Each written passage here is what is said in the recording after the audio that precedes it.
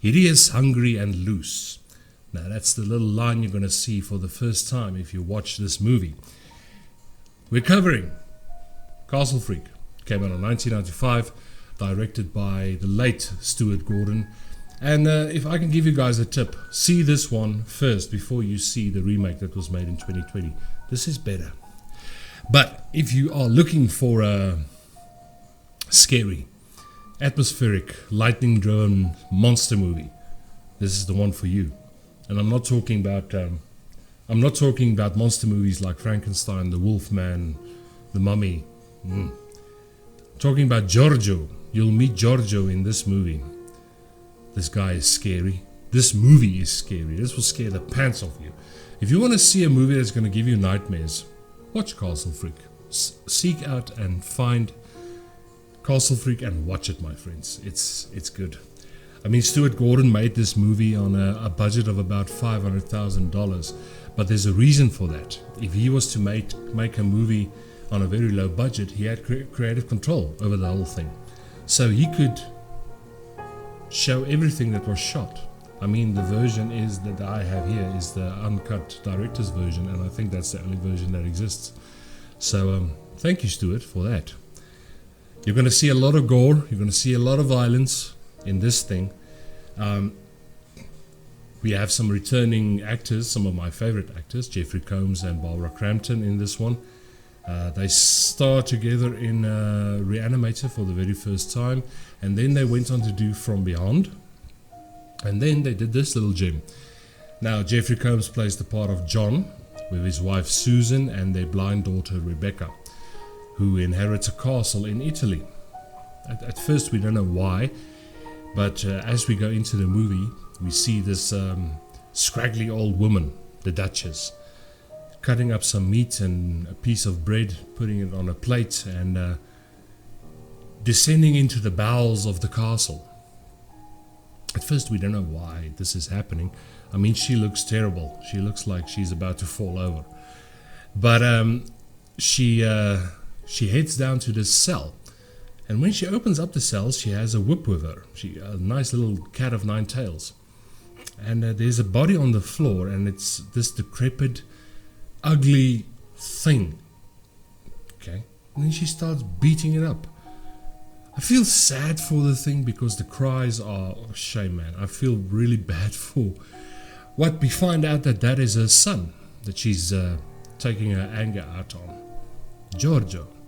Now, the reason Giorgio has been tied up in a little cell below the castle, the father of Giorgio left the Duchess during the wartime. He impregnated her and basically just left her, and she's taking out her anger, or she has been taking out her anger on poor Giorgio for years and years and years.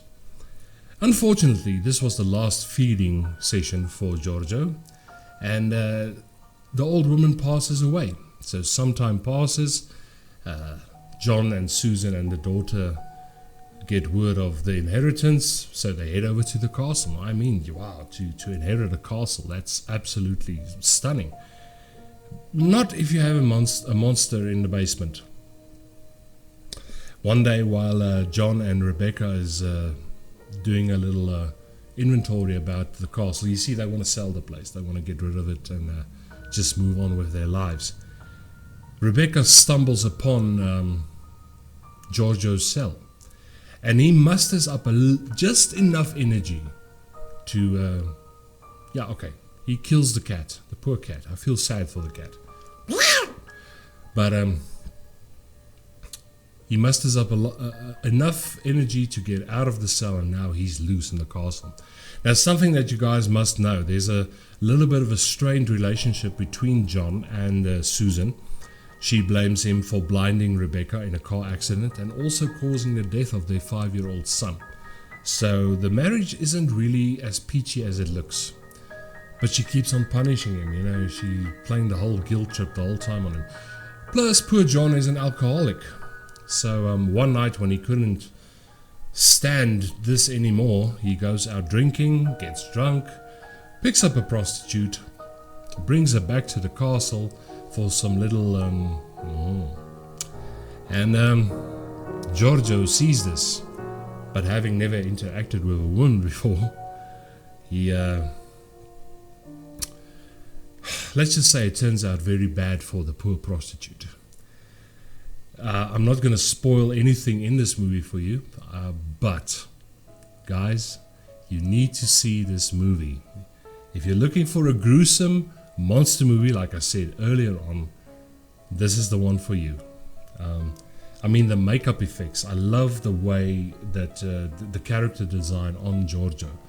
He looks great. The way the makeup was done. And I mean, this thing was, again, it was a low budget movie. What they accomplished in this thing, I mean, the beginning shots where the Duchess is walking into the bowels of the castle.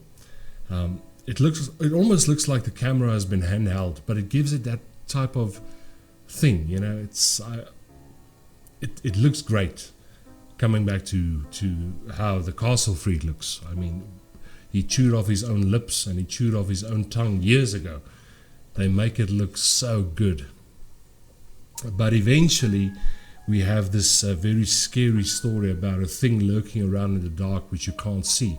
And I mean, even for the daughter that's blind, Giorgio visits her quite a lot in this story. It's scary. It's really scary. I'm not going to spoil this one for you guys, but please, you need to see this. You need to find Castle Freak, and you need to see this movie. It's very scary, very atmospheric. Trust me, it's good. It's really good. But that's my little look back on Castle Freak, my friends. Came out in 1995, directed by Stuart Gordon. And I hope you have fun with that one. And I will see you guys pretty soon. And as always, my dear friends, keep well, be safe, and enjoy the fear. Cheers, my friends.